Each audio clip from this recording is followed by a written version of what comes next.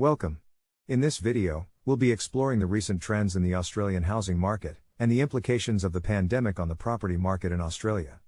Housing prices across the country have declined 8% from their pandemic peaks according to the Reserve Bank of Australia. This is the case in cities such as Sydney, Melbourne, and Brisbane, but is noticeable in other parts of the country too. The areas that have seen the biggest falls are those that previously enjoyed a period of high property prices, many of them in the more affluent suburbs. Apartments and houses have both seen decreases from their peak values, with apartments in particular dropping by up to 30% in certain suburbs. The most affected areas in Sydney tend to be beachside suburbs in the east and north. Meanwhile, for Melbourne, it's the inner east and west suburbs that are feeling the brunt of the price decreases.